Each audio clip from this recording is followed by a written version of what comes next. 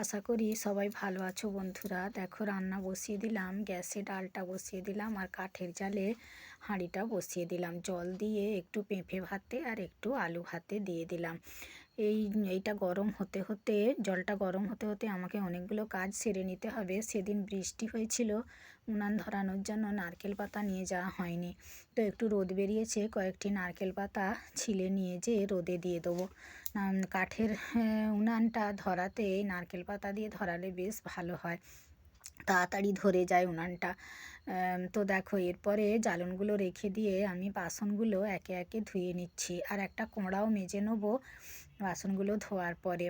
আর আজকে বিকেলে যখন পড়াতে যাব তখন হচ্ছে একবারে আমি রেডি হয়েই বেরিয়ে যাব। আমার এক ছাত্রের ঘরে মদনমোহনজিও আসছেন, তাদের অষ্টম প্রহর। তো ওই মদনমোহন জিউকে আমি একটু আসার পথে, বাড়ি ফেরার পথে দর্শন করে আসব, আর ওনার পুজো দেওয়ার জন্য একটু মিষ্টিও কিনে দিয়ে আসব। আর ওদের প্রসাদ গ্রহণের অনুষ্ঠানটা আছে সোমবার দুপুরে। তো বাসনগুলো ধুয়ে নেওয়ার পরে আমি এবারে কড়াটা মেজে নেব। আর বুঝতেই তো পারছো, মানে শনিবার স্কুল ছুটি, ঈদ উপলক্ষে। তো ছুটি থাকলেও কাজের তো কোনো শেষ থাকে না, সংসারে কাজের কোনো শেষ নেই। তো ছুটি থাকলে যেন আরও বেশি কাজ যেন আরও বেড়ে যায়। আজকে যা কাজ, মনে হচ্ছে দুপুরে একটু রেস্ট নিতেও পারবো না। ওপরের ঘরগুলো একটু ঝাড়া মোছা করতে হবে, আর কিছু কাচাকাচিও করে নেব। তো যাই হোক, বাসন মাজা কমপ্লিট করে নিয়ে আমি ভাতের হাঁড়িতে চালটা তুলে দেবো। আর ভাবছি আজকে গ্যাসেই তরকারিগুলো করে নেব। আর এখনও ঠাকুরের পুজোটাও আজকে হয়নি, ঠাকুরের পুজো করব আজকে রান্না সেরে নিয়ে। তো দেখো হয়ে গেল আমার কোঁড়াটাও মাজা। আর কাঠের জালে আজকে তরকারিগুলো করব না, কেননা হচ্ছে যে অনেকটা দেরি হয়ে যাবে আজ। আর উনানে গ্যাস ভাতটা হতে হতে ততক্ষণকে আমার গ্যাসে সবজিগুলোও হয়ে যাবে।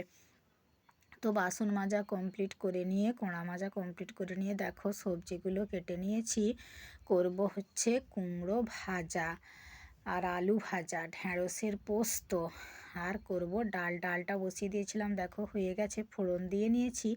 এবারে আমি ঢ্যাঁড়সটা ভেজে নিয়ে তরকারিটা করে নেব। ভাজাগুলো আগে করে নিচ্ছি। তো কুমড়ো ভাজাটা আগে করে নিচ্ছি, কুমড়ো আর আলু ভাজা হয়ে গেল। এবারে করব ঢ্যাঁড়সের পোস্ত। ঢ্যাঁড়সের পোস্ত হয়ে গেল। দুপুরের খাওয়া দাওয়া আর পুজোর ভিডিওগুলো তোমাদের সঙ্গে শেয়ার করলাম না।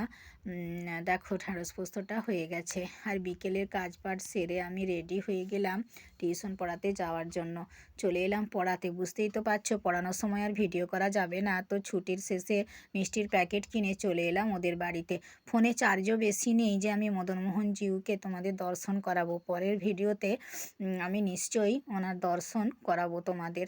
তো দেখো বাড়ি এসে রাতের খাবারটা করে নিলাম, রুটি আর একটু আলু বাটি করে নিয়েছি। শুভরাত্রি বন্ধুরা, টাটা।